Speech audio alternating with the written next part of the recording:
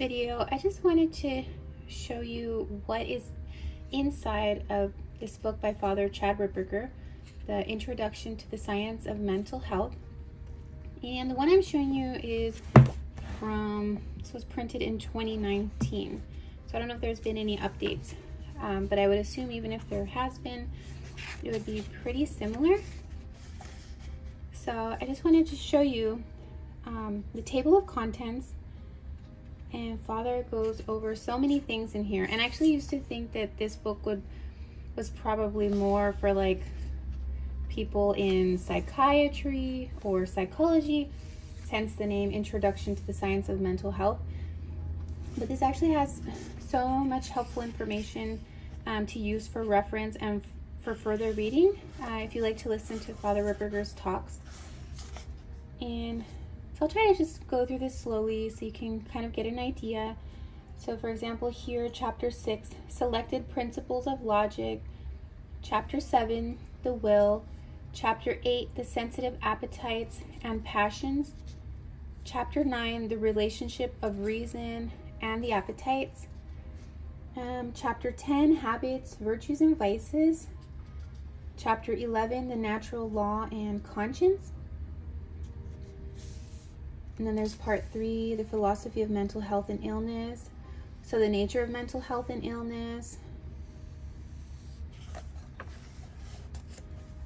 Then there's Introduction to the second volume. And there's chapters then, for example, chapter 2 on happiness, chapter 2 sin and effects of sin, chapter 4 infused virtues, chapter 5 gifts of the Holy Spirit, chapter 6 fruits of the Holy Spirit, 7 is grace, 8 is sacraments, 9 other foundations of the spiritual life.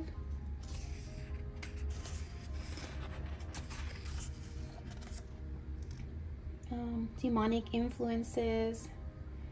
Even there's a chapter on dreams, the predominant fault.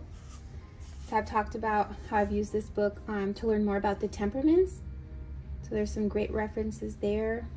And then here, prudence, potential parts of prudence, vices. I can show you then, for example, the temperaments. Here's the end of it. So the temperaments is on page 645.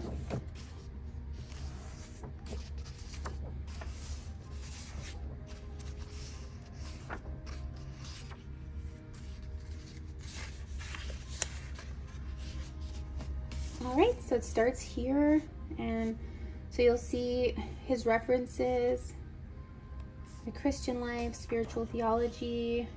He references a lot St. Thomas Aquinas, the Summa. This is very thorough. Here's about the sanguine disposition,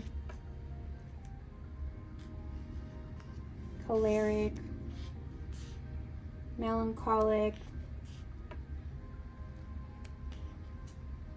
phlegmatic.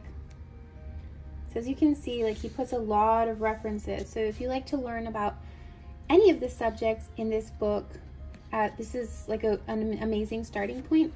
And then either you can just stop here, or you have many options for further reading. So I just wanted to give a closer look into this book, so that those that maybe were on the fence for buying it, or just didn't realize that this would actually be a really great reference book for many of the topics Father speaks on in his talks online, you might really enjoy this. So I hope you find this helpful.